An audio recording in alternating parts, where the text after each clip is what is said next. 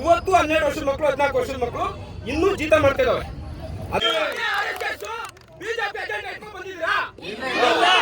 Budget ಮಾಡಿದ್ದಾರೆ. ಈ ಮನುವಾದಿ ಕೋಮುವಾದಿಗಳು ಸೃಷ್ಟಿ ಮಾಡಿಕೊಂಡಿರುವಂತಹ ದೇವರನ್ನು ಇವರೇ ಬಿಟ್ಟು ಹಾಗೆ ಬರ್ತಾರೆ ಅಂತ ಹೇಳ್ತಾರೆ. ಯಾವ ಪಕ್ಷಗಳು ಮಾಡ್ತಾ ಇಲ್ಲ. ನೀವು ಬಂದು ನಾಳೆ ಸ್ಟೇಟ್ಮೆಂಟ್ ಕೊಡ್ಬೇಕು. ಇವತ್ತು ಇಲ್ಲಿರೋರೆಲ್ಲ ಅನ್ಯಾಯಕ್ಕೆ ಒಳಪಡ್ದೇನೆ ಹಂಗೆ ಏನಾದ್ರೂ ಪಕ್ಷಕ್ಕೆ ಸೇರಿದಿರಪ್ಪ? ಎಲ್ಲರೂ ಕೂಡ ಅನ್ಯಾಯಕ್ಕೆ ಒಳಪಟ್ಟವ್ರು. ಸಾಕಷ್ಟು ನ್ಯಾಯಪರ ಹೋರಾಟ ಮಾಡೋರು ಯಾರು ಇದ್ರೆ ಅದು ಅನ್ಯಾಯಕ್ಕೆ ಒಳಪಟ್ಟವ್ರೆ ಬರೋದು.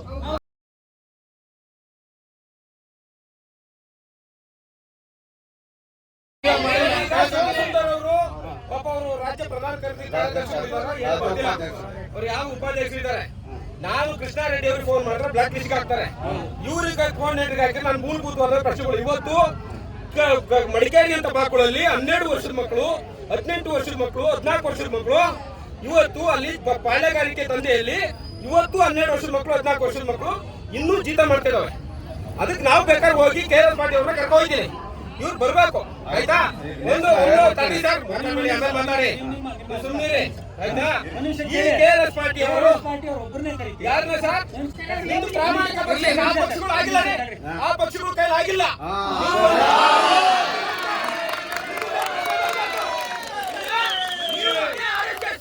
ಬಿಜೆಪಿ ಅಜೆಂಡಾ ಇಟ್ಕೊಂಡು ಬಂದಿದ್ದೀರಾ? ಭಾರತದ ಪ್ರತಿಯೊಬ್ಬ ನಾಗರಿಕನಿಗೂ ಫಂಡಮೆಂಟಲ್ ರೈಟ್ಸ್ ಪ್ರತಿಯೊಬ್ಬರಿಗೂ ಸಿಗಬೇಕು. ಇವತ್ತು KRS ಪಾಟೀಲ್ ಇರ್ಬೋದು, ಅಲ್ಲಿ ಯಾವ ತರ ಅನಾಚಾರಗಳು ನಡೀತಿದಾವೆ, ಅತ್ಯಾಚಾರಗಳು ನಡೀತಿದಾವೆ, ಧರ್ಮ ದೇವರ ಹೆಸರುಗಳಲ್ಲಿ ಎಲ್ಲ ಭಾರತ ಬಾಬಾ ಸಾಹೇಬ್ ಕನಸಾಗಿತ್ತು. ಅಲ್ಲೇ ಬರ್ತಾರ ನೋಡೋಕೆ. ಭಾರತದ ಎಲ್ಲ ಧರ್ಮದ ಧಾರ್ಮಿಕ ಕ್ಷೇತ್ರಗಳ ಹುಂಡಿ ದುಡ್ಡನ್ನು ತೆಗೆದುಕೊಂಡು ಬಜೆಟ್ ಮಾಡಬೇಕು. ಈ ಹುಂಡಿ ದುಡ್ಡಿನಲ್ಲಿ ಬಜೆಟ್ ಮಾಡಿದರೆ ಭಾರತದಲ್ಲಿ ಬಡತನವೇ ಇರುವುದಿಲ್ಲ. ಬಾಬಾ ಸಾಹೇಬ್ ಹೇಳೋದು ಈ ಹುಂಡಿ ದುಡ್ಡಿನಲ್ಲಿ ಬಜೆಟ್ ಮಾಡಿದರೆ ಈ ಮನುವಾದಿ ಕೋಮುವಾದಿಗಳು ಸೃಷ್ಟಿ ಮಾಡಿಕೊಂಡಿರುವಂತಹ ದೇವರನ್ನು ಇವರೇ ಬಿಟ್ಟು ಹಾಗೆ ಬರ್ತಾರೆ ಅಂತ ಹೇಳ್ತಾರೆ. ಯಾವ ಪಕ್ಷಗಳು ಮಾಡ್ತಾ ಇಲ್ಲ. ನೀವು ಬಂದು ನಾಳೆ ಸ್ಟೇಟ್ಮೆಂಟ್ ಕೊಡ್ಬೇಕು.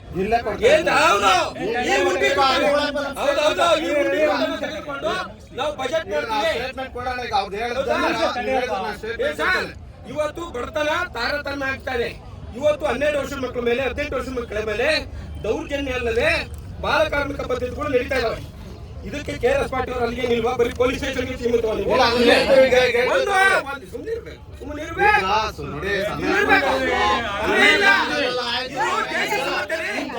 ರಾಜ್ಯ ಸಮಸ್ಯೆ.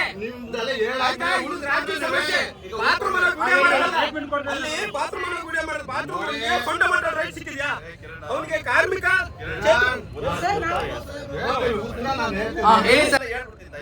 ಕಿರಣ್ ನಮ್ಮ ಸ್ನೇಹಿತರು, ನಮ್ಮ ಮೈಸೂರಿನ ಸ್ನೇಹಿತರು.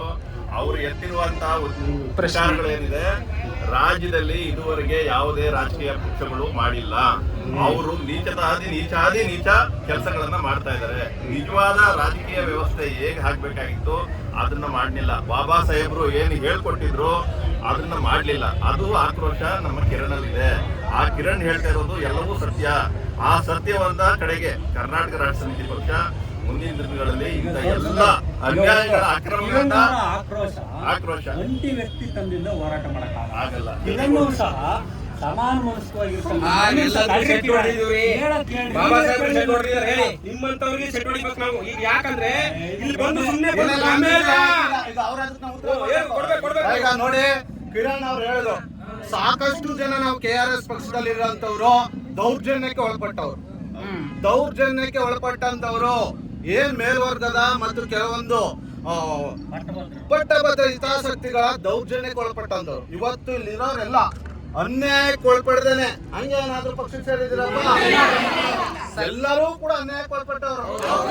ಸಾಕಷ್ಟು ನ್ಯಾಯಪರ ಹೋರಾಟ ಮಾಡೋರು ಯಾರು ಇದ್ರೆ ಅದು ಅನ್ಯಾಯಕ್ಕೆ ಒಳಪಟ್ಟವ್ರೆ ಬರೋದು. ನಮ್ಗೆಲ್ಲ ಯಾರು ಶಕ್ತಿ? ನಮಗೆ ಸಂವಿಧಾನ ಶಕ್ತಿ. ಇವತ್ತು ಸಂವಿಧಾನಬದ್ಧ ಮೂಲಭೂತ ಹಕ್ಕುಗಳಿಲ್ಲದೆ ಹೋಗಿದ್ರೆ ನಮ್ ಯಾರನ್ನೂ ಪ್ರಶ್ನೆ ಮಾಡಕ್ ಆಯ್ತಿರ್ಲಿಲ್ಲ. ಎಲ್ಲರೂ ಹಿಟ್ಲರ್ ನೀತಿಯನ್ನೇ ಅನುಸರಿಸ್ತಾ ಇದ್ರು. ಇವತ್ತು 75 ವರ್ಷದಿಂದ ನಾವು ನಮ್ಮ ಹಕ್ಕುಗಳನ್ನ ಪಡ್ಕೊಳಕ್ ಆಗ್ತಾ ಇಲ್ಲ. ಇವತ್ತು ನಾವು ಯಾರ ಹಾದಿಯಲ್ಲಿ ನಡಿಬೇಕು? ಬಾಬಾ ಸಾಹೇಬರು ಹಾಕೊಟ್ಟಂತ ಸಂವಿಧಾನದ ಹಾದಿಯಲ್ಲಿ ನಡಿಬೇಕು. ಇವತ್ತು ವಿಡಿಯೋ ಮಾಡ್ತಾ ಇದೀವಿ. ಇದು ಯಾವ ರೈಟ್ಸ್ ಇಂದ ಮಾಡ್ತಿದೀವಿ ಅಂತ ಗೊತ್ತಾ? ಪ್ರಜಾಪ್ರಭುತ್ವದ ಸಂವಿಧಾನದ ಅಡಿಯ ಕಾನೂನಲ್ಲಿ ಮಾಡ್ತಾ ಇದೀವಿ. ಇವತ್ತು ಒಬ್ಬ ವ್ಯಕ್ತಿಯನ್ನ ಪ್ರಶ್ನಿಸದೆ ಯಾವುದನ್ನೂ ಒಪ್ಕೋಬಾರ್ದು ಅಂತ ಬಾಬಾ ಸಾಹೇಬ್ರು ಹೇಳಿದ್ರು. ಇವತ್ತು ಒಬ್ಬ ಭ್ರಷ್ಟಾಚಾರ ಲಂಚವನ್ನ ಪ್ರಶ್ನಿಸ್ತಾ ಇದೀವಿ ಅಂದ್ರೆ ಅದು ಯಾರ ಹಾಕೊಟ್ಟಂತ ದಾರಿ? ಬಾಬಾ ಸಾಹೇಬ್ ಹಾಕೊಟ್ಟಂತ ದಾರಿ. ಒಬ್ಬನ ಭ್ರಷ್ಟಾಚಾರ, ಒಬ್ಬ ಲಂಚತನ ಎಲ್ಲವನ್ನೂ ಇವತ್ತು KRS ಪಕ್ಷ ಮಾಡ್ತಿದೆ ಅಂದ್ರೆ ಅದು ಬಾಬಾ ಸಾಹೇಬ್ರು ಕೊಟ್ಟಂತ ಹಾದಿ, ಅವ್ರು ಕೊಟ್ಟಂತ ನೀತಿ. ಇವತ್ತು ಕೂಡ KRS ಪಕ್ಷ ಏನಾದ್ರೂ ಸಂವಿಧಾನ ಉಳಿಸ್ಬೇಕು, ಆಶಯಗಳ ಪರವಾಗಿ ನಿಲ್ಬೇಕು ಅಂತ ಏನಾದ್ರು ಏಕೈಕ ಉಳಿದಿದ್ರೆ ಅದು KRS ಪಕ್ಷ. ಅದನ್ನ ಮಾಡ್ತೀವಿ. ಅದು ಯಾವುದೇ ಕಾರಣಕ್ಕೂ ಸಂವಿಧಾನವಲ್ಲದ ಯಾರೋ ಪಟ್ಟಭದ್ರ ಹಿತಾಸಕ್ತಿಗಳ ಪರವಾಗಿ KRS ಪಕ್ಷ ನಿಲ್ಲಲ್ಲ. ಅನ್ಯಾಯಕ್ಕೆ ಒಳಪಟ್ಟವರು, ದೌರ್ಜನ್ಯಕ್ಕೆ ಒಳಪಟ್ಟವರು, ಏನು ಇವರು ವಸತಿ ಇಲ್ಲದೆ ಒಂದು ಕಂಗಾಲಾಗಿರುವಂತವ್ರು, ಅವ್ರ ಪರವೆಲ್ಲ KRS ಪಕ್ಷ ಧ್ವನಿ ಎತ್ತುತ್ತೆ. ಅದೇ ರೀತಿ ಯಾರದೋ ತೆರಿಗೆನ ಯಾರ್ದೋ ಲೂಟಿ ಮಾಡ್ಕೊಂಡು ಇನ್ಯಾವುದಕ್ಕೋ ಖರ್ಚು ಮಾಡುವಂತ ಬೇರೆ ಪಕ್ಷಗಳ ರೀತಿ ಅಲ್ಲ. ಯಾರು ಅನ್ಯಾಯಕ್ಕೆ ಒಳಪಟ್ಟಿದ್ದಾರೆ, ಯಾರು ದೀನ ದಲಿತರು ದೌರ್ಜನ್ಯಕ್ಕೆ ಒಳಪಟ್ಟಿದ್ದಾರೆ ಅವ್ರಿಗೆ ಮೀಸಲಾತಿ ಇಟ್ಟು KRS ಪಕ್ಷ ಇದ್ರ ಬಗ್ಗೆ ಬಹಳ ದೊಡ್ಡ ಮಟ್ಟದ ಹೋರಾಟ ಮಾಡಿ ಅಧಿಕಾರಕ್ಕೆ ಬಂದ್ರು ಅಷ್ಟೇ. ಫಸ್ಟ್ ಸಂವಿಧಾನದ ಆಶಯಗಳನ್ನು ಈಡೇರಿಸೋದೇ ಪ್ರಮುಖ ಉದ್ದೇಶ ಅಂತೇಳಿ ನಾನು ಇವಾಗ ಕಿರಣ್ ಅವರಿಗೆ ನಾನು ಆಶ್ವಾಸನೆ ಕೊಡ್ತೀನಿ. EWS ಬಗ್ಗೆ ಏನ್ ಹೇಳ್ತೀರಾ? ವಿರುದ್ಧ ಪಟ್ಟಭದ್ರ ಹಿತಾಸಕ್ತಿಗಳ ವಿರುದ್ಧ ಹೋರಾಟ ಇದ್ದೇ ಇರುತ್ತೆ. ಮನ್ವಾದಿಗಳಿಗೆ